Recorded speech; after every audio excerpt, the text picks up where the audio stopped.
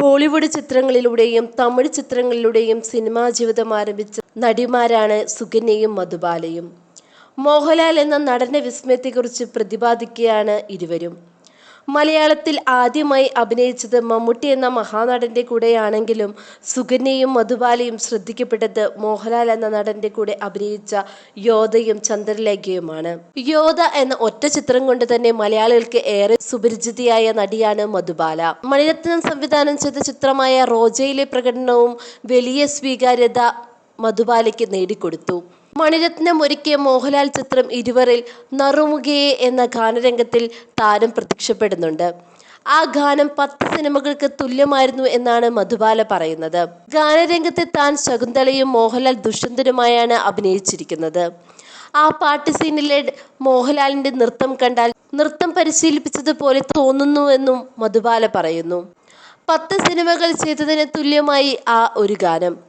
AR Rahman ഒരുക്കിയ നറുമുഖയെ എന്ന classic ഗാനം ഇന്നും ആഘോഷിക്കപ്പെടുന്നു.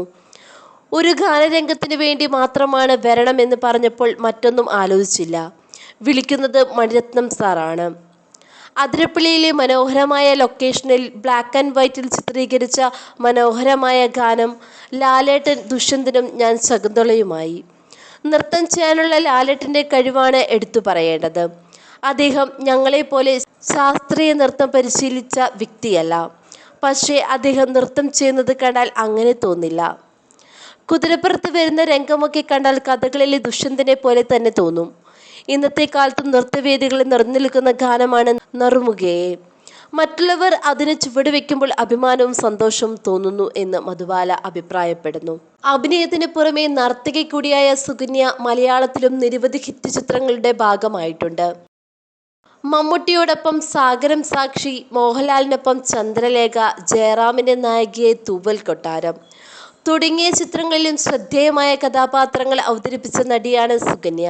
ചന്ദ്രലേഖ എന്ന മോഹൻലാൽ ചിത്രത്തിൽ സുകന്യ അവതരിപ്പിച്ചത് ഒരു അപകടം പറ്റി ഭൂരിഭാഗവും സമയവും ബെഡിൽ കിടക്കുന്ന ചന്ദ്ര എന്ന കഥാപാത്രത്തെയായിരുന്നു. ചിത്രത്തിന്റെ ഷൂട്ടിംഗ് ദിനങ്ങൾ ഇന്നും ഓർമ്മയുണ്ടെന്നും കളിയും ചിരിയും നിറഞ്ഞ ലൊക്കേഷനിൽ ചിരി അടക്കി പിടിച്ചു കിടക്കാൻ താൻ ഏറെ പ്രയാസപ്പെട്ടിരുന്നെന്നും സിനിമയിൽ നിന്ന് ഒഴിവാക്കിയ നല്ലൊരു പാട്ടുമുണ്ടായിരുന്നുവെന്നും സുകന്യ ഓർമ്മിക്കുന്നു.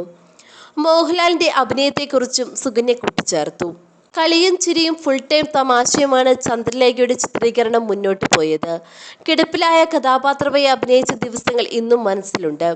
ഞാൻ മാത്രം കട്ടിലിൽ അനങ്ങാതെ ഇമയനക്കം പോലുമില്ലാതെ കിടക്കും. മറ്റുള്ളവരെല്ലാം ചുറ്റും കൂടി നിന്ന് ഒന്നിനു പിറകെ ഒന്നായി ചിരിക്കുള്ള വകകൾ തന്നുകൊണ്ടേയിരിക്കും.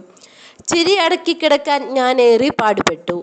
ലാലേട്ടൻ, ഇന്നസെന്റ് ഏട്ടൻ, പപ്പു ചേട്ടൻ, വേണുചേട്ടൻ, വലിയൊരു കൂട്ടം തന്നെ എനിക്ക് ചുറ്റും നിറഞ്ഞു നിന്നു.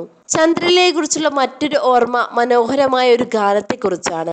എഡിറ്റിംഗ് ടേബിളിൽ വന്നപ്പോൾ അത് വെട്ടിമാറ്റപ്പെട്ടു.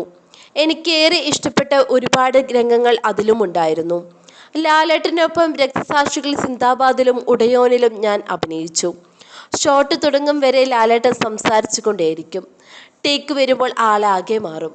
സുകന്യയും മധുബാലയും ലാലേട്ടൻ എന്ന മഹാവിസ്മയത്തിന്റെ അഭിനയവും നൃത്തവും ഇന്നും ഓർമ്മിക്കുന്നു. പുതിയ വാർത്തകൾ അറിയാനായി ഈ ചാനൽ സബ്സ്ക്രൈബ് ചെയ്യുക. ചാനൽ ഇഷ്ടപ്പെട്ടെങ്കിൽ ലൈക്ക് ചെയ്യുക, ഷെയർ ചെയ്യുക, കമൻറ്റ് ചെയ്യുക.